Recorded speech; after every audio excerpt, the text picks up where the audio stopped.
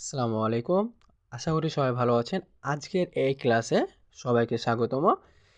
আজকে পর্ব নাম্বার 2, নিয়ম যত তত থাকলে সংখ্যাটি বের করার সূত্র হচ্ছে যে সংখ্যা দুটির যোগফল ভাগ 2।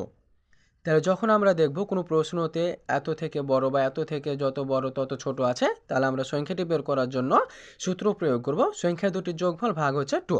তো দেখেন 1 নম্বর প্রশ্ন, একটি সংখ্যা 742 থেকে যত বড় 830 থেকে তত ছোট। এই যে যত তত নিয়ম, তাহলে কত থেকে বড়? এই যে 742 থেকে যত বড় 830 থেকে তত ছোট। তাহলে এই যে সংখ্যাটি কত? তাহলে সূত্র হচ্ছে কি ভাইয়া, যে সংখ্যা দুটি যোগফল ভাগ হচ্ছে 2। তাহলে সংখ্যা দুটি কি কি দেখো তো, 742, তাহলে 742 সংখ্যা দুটির যোগফল, আর কত আছে 830 ভাগ হচ্ছে 2। এখন যোগ করব, 0 সাথে 2 যোগ মান হচ্ছে 2, 3 আর 4 7, 8 আর সাথে 15 ভাগ হচ্ছে 2। তাহলে 7 দুগুণা 14, হাতে থাকলো 1, 8 দুগুণা 16, হাতে থাকলো 1, আর 6 দুগুণা 12। তাহলে সংখ্যাটি পেয়ে গেলাম কত? 786। এই যে ঘ নাম্বার হচ্ছে অ্যান্সার।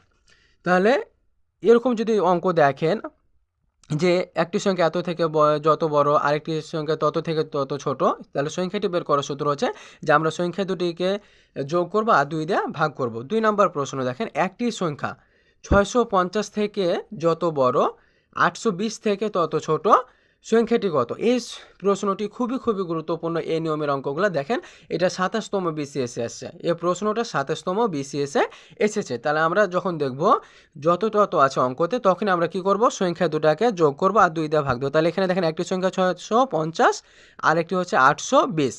তাহলে এই যে 650 যোগ 820 আর কত দিয়ে ভাগ করব? এই যে দেখেন 2 দিয়ে ভাগ। তাহলে 0 সাথে 0 যোগ, তাহলে 0, 2 আর 5 7, 8 আর 6 14।